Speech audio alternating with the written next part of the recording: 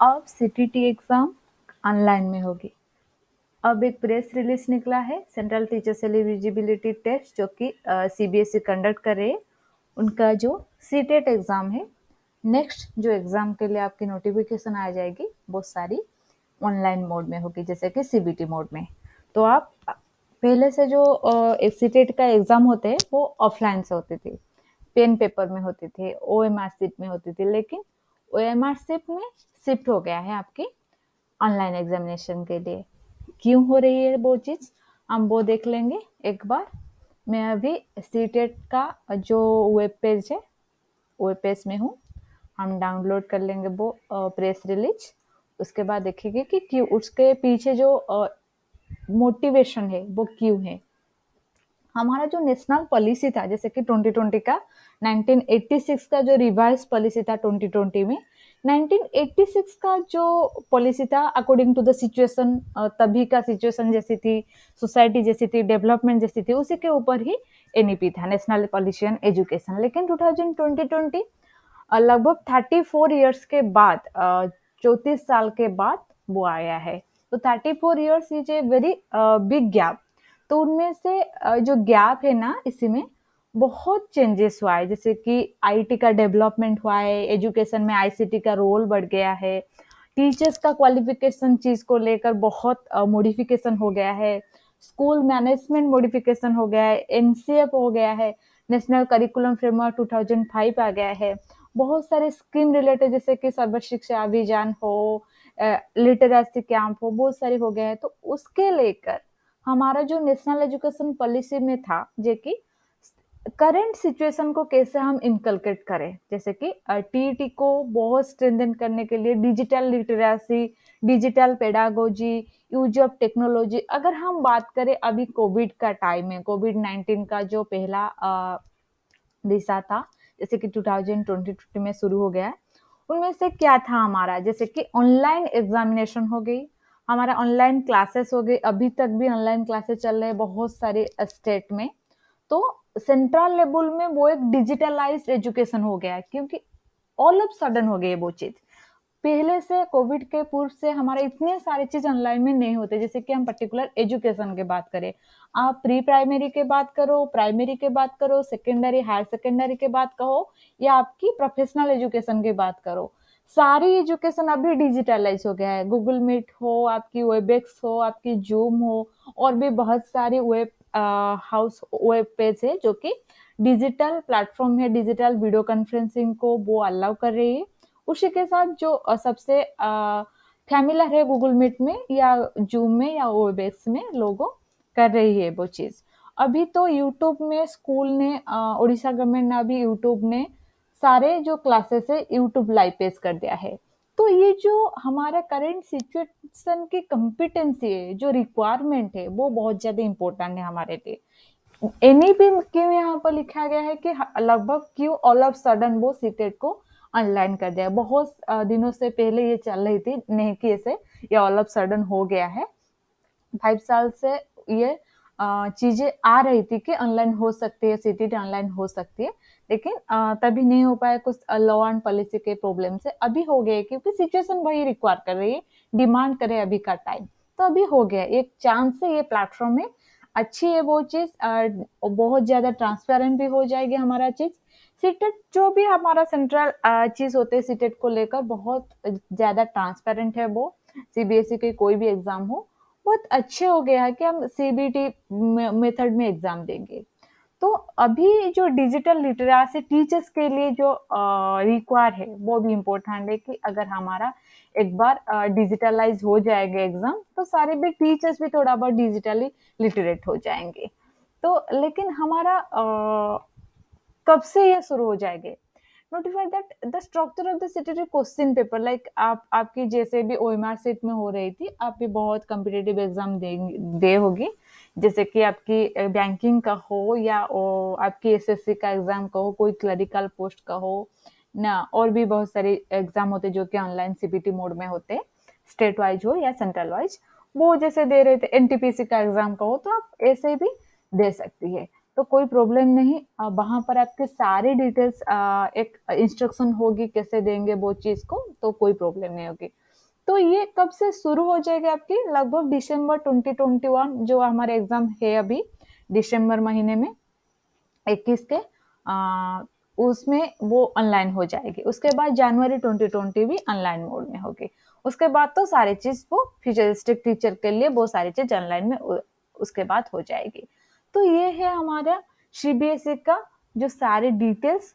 And CBSE will set up facilitation centre for district candidate will be provided free of cost for attempting online mock test.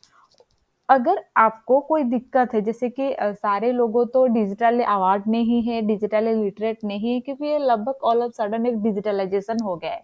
तो CBSE क्या करेंगे आपके लिए? एक facilitation centre आपको provide कर सकते हैं, डिस्ट्रिक्ट वाइज वो हो गई। जैसे कि आप कौन से एक पर्टिकुलर डिस्ट्रिक्ट के लोग कैंडिडेट है, वो एक facilitation centre all of free cost, जैसे कि हम मॉक टेस्ट देते हैं कोई एग्जाम से पूर्व, अगर हम एक मॉक टेस्ट दे देंगे क्या चीज आ सकती है क्वेश्चन में या पैटर्न क्या है, वो चीज हमको पता चल जाएगा। ऐसे कि ये मॉक टेस्ट किस लिए है?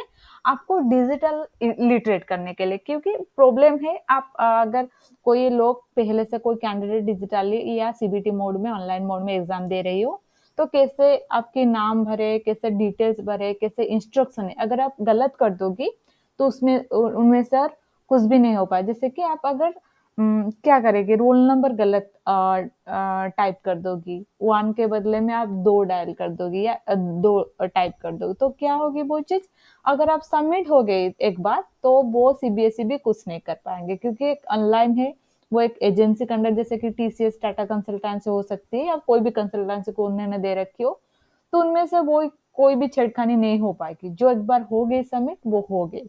तो गलत ना करने के लिए, कोई इंटरप्शंस ना आने के लिए और भी कोई प्रॉब्लम ना होने के लिए, वो सारी चीज आपको एक अक्वेंटेड करने के लिए, फैमिलियर करने के लिए, आपको एक free of cost mock test देने के लिए आपको कोई भी कॉस्ट नहीं लिया जाएगी। वो आपको सीबीएसई के जो वेबसाइट है, जैसे कि हमारे सीटेट की वेबसाइट, आपको वो सारे डिटेल जानकारी मिल जाएंगे, कौन से सेंटर में होगी, कब मॉक टेस्ट होगी, उसके लिए आपको क्या करनी है। तो ये है हमारा मॉक टेस्ट के लिए सारी इंपॉर्टेंट डिटेल्स। तो ये हो गई आज की जो इम्पोर्टेंट। तो अभी आपसे जो अगर आप मॉक ऑनलाइन टेस्ट दे रही हो बहुत सारी वेबसाइट्स में, जैसे कि वेब पेज में आप मॉक टेस्ट दे सकती हो सीटेट के लिए, तो आप वो अटेम्प्ट कर सकती हो, या सीबीएसई के अपनी वेबसाइट में भी बहुत बार मॉक टेस्ट होती है। अगर आप चाहते हो वो चीज भी आप अटेम्प्ट कर सकती हो, कोई भी वेब पेज में आप अटेम्प्ट कर सकते हो। एक बार अगर आप अक्वेंटेड हो गए ना मॉक टेस्ट के लिए, कोई प्रॉब्लम। बहुत ज्यादा ध्यान रखना है ऑनलाइन मोड में, जैसे कि आपकी रोल नंबर सही हो, नेम वहां पर अगर होते आपको टाइप करने या कुछ भी वहां वो सही रहे, आपकी जो एग्जामिनेशन सेंटर, आपकी जो क्रेडेंशियल डिटेल्स है, जैसे कि आपके एडमिट कार्ड में जो डिटेल्स है वहां पर सही है या नहीं है, पहले से तो वो आपकी नेम डिटेल्स हो जाएगी, जैसे कि बायोमेट्रिक में देना है आपको, वो आ जाएगी, कौन सी कंप्यूटर आपको अलॉटमेंट है या कौन सी सिस्टम आपको अलॉटमेंट है वो आ जाएगी। लेकिन एक बार आपको जो सेट मिली हो वहां पर हो, या आपकी रोल नंबर हो, या जो भी आपकी पर्सनल क्रेडेंशियल वहां पर पूछे होंगे, प्लीज टू वेरी केयरफुल, उसको भरने के समय 2-3 बार चेक करो, क्योंकि अगर एक बार वो सबमिट हो गई तो आप कुछ भी नहीं कर सकते। Review review again and again do it, review review करने के लिए ऑप्शन वहां पर होगी, सेव एंड रिव्यू। वहां पर एकदम से सबमिट ना मारकर 5 मिनट अगर आप कुछ एग्जाम में छोड़ देती हो, जैसे कि you left over some 2 to 5 questions, leave it. 2 या 5 क्वेश्चन के लिए आप कंप्लीट पेपर खराब हो जाएगी। तो एक बार वो चीज आप देख लो कि क्या होते हैं ऑनलाइन एग्जाम में मॉक टेस्ट देनी। तो मॉक टेस्ट देने तो इम्पोर्टेंट है, क्योंकि ये तो कंपलसरी है। अगर हम अभी कहें कि हमको मॉक टेस्ट नहीं होगा हमारे लिए, हम नहीं कर सकते, ये तो नहीं कह सकते, इट इज वेरी मैंडेटोरी। तो हो गया, जो भी होता है अच्छे के लिए होता है, तो अभी आप प्रिपरेशन करो। लेकिन एक बात बहुत इंपॉर्टेंट है, जो हमारे पेन एंड पेपर में होते, जैसे कि हमें पेज बार बार देखकर वो चीज हम पेंसिल में मार्क कर कर लिख सकती है, लेकिन यहाँ पर क्या हो गई, आप बार बार उसको रिव्यू नेक्स्ट प्रीवियस नहीं कर सकते हो। प्रीवियस प्रीवियस कितने बार मारोगे आप? या आप डायरेक्ट वहां पर जो क्वेश्चन सेट हो, जैसे कि राइट साइड में आपके क्वेश्चन सेट होगी 1 to 30 क्वेश्चन जो होगी, या पेडागोजी, इंग्लिश जो भी है, सोशल स्टडीज या मैथमेटिक्स, जो भी आपकी सब्जेक्ट है, वहां पर आप डायरेक्ट क्लिक करके आप जा सकते हो। लेकिन एक अनलाइन मोड में ना वही प्रॉब्लम होती है, जैसे कि हम बहुत फिजिकल मोड में एक्वेंटेड हो गए तो कोई बात नहीं। आप तो बहुत कैंडिडेट ने ऑनलाइन मोड में एग्जाम दी हो बहुत एग्जाम में, तो ये आपकी अभी बारी है सीटेट की। तो hopefully it will be going to really help you, जो कि आप एक बार मॉक टेस्ट दे दो। कोई भी अगर दिक्कत हो आपकी ऑनलाइन मोड में, या कोई भी आप वेब पेज में जाकर ऑनलाइन मॉक टेस्ट दे सकते हो। मैं अगर एक प्लान कर रही हूँ कि ऑनलाइन मोड में एक सीटेट को कैसे एग्जाम दे सकते हैं, वो चीज आपको दिखाने के लिए। होपफुली वो चीज भी आ जाएंगी। Thank you so much. अगर आप मेरे चैनल पे नए हो, please to subscribe my channel, share and like this video, and wish you all the best for your exam. I will be informed you when a new video, एक new update come with CTET CBSE। Thank you so much, wish you all the very best for your exam. तो ये रही आज का आपकी ये बहुत important चीज, जो कि हम देखेंगे वो सारी इम्पोर्टेंट कैसे रही। तो उसके बाद जो वैलिडिटी का नोटिस है अभी, वो चीज भी हम देखेंगे। ये हो गई आपकी सारे डिटेल्स जो कि ऑनलाइन मोड की। अभी वैलिडिटी का जो चीज है, जैसे कि हमारा टीईटी का जो validity certain period of time के लिए था, जैसे कि स्टेट में 7 years 9 years, ऐसे कि कौन से बहुत सारे स्टेट में होते हैं। जो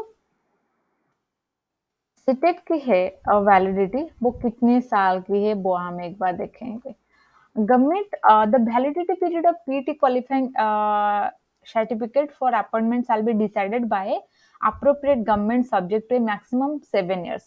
जैसे कि आप 2020 में सीटेट क्लियर करी, तो आप 2027 तक वो वैलिड रहेगी। और shall be substituted by the validity period of TT qualifying certificate for appointment unless otherwise notified by the appropriate government would remain valid for life। अगर देखो इस 7 साल में कोई भी आपका जॉब का नोटिफिकेशन नहीं आया कि आप गवर्नमेंट की तरफ से, प्राइवेट की तरफ से तो वो अलग है। गवर्नमेंट में इस 7 साल में 5 साल तक कोई भी एग्जाम नहीं हुई, तो हम क्या और एक बार 5 साल में दे, या 7 साल तक 7 साल तक बोर्ड एग्जाम नहीं हो रही है, तो क्या हम 7 साल के बाद और एक बार दें सीटीटी? नहीं। वो गवर्नमेंट के अप्रोप्रिएट के अनुसार, जैसे कि गवर्नमेंट 7 साल से अगर कोई वैलिडिटी, कोई एग्जाम या कोई वैकेंसी नहीं निकला है, तो हमारा वो लाइफ टाइम वैलिडिटी है, तो वो कोई प्रॉब्लम नहीं है। दो ये डिसाइड करेंगे कौन से हम हमारे अप्रोप्रिएट गवर्नमेंट जो है, तो हमारा भी कोई प्रॉब्लम नहीं है। लगभग अगर हमारा हो जाती है, निकल रही है नोटिफिकेशन हमारा हो गई, तो ये बहुत अच्छी है। अगर नहीं हुई तो वो डिपेंड करती है कि किस टाइम का आपकी वैकेंसी का नोटिफिकेशन है। देन उसका इंस्ट्रक्शन क्या है?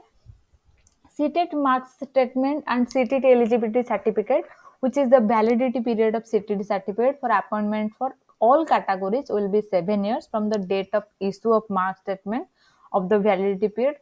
सारे कैटेगरी के लिए, और अगर आप कहो SC ST OBC जनरल, और भी जो भी कैटेगरी वैलिडिटी रिजर्वेशन के अंदर में आ जाती है, कास्ट बेसिस में या कोई भी रिजर्वेशन के अंदर, सारे लोगों के लिए, सारे कैंडिडेट के लिए वही 7 years है। And substituted by the validity period of TT qualifying certificate for appointment unless otherwise notified by the appropriate government would remain valid for life time, जैसे कि मैंने आपको बोला। तो ये आपकी जो है, CBSE shall not issue any revise mark statement and city eligibility certificate, जो कि आपके प्रीवियस एग्जाम के लिए जो भी आपके पास है वही ही वैलिडिटी है। उसके लिए आप इतना भी वरीड मत हो। ये आपकी वैलिडिटी डिटेल्स के एक इम्पोर्टेंट नोटिस था, मैंने सोचा कि आपके लिए बहुत हेल्पफुल हो जाएगी। So thank you guys for watching this video. Please to subscribe my channel, share and like this video. Thank you so much. Have a great day ahead. Thank you.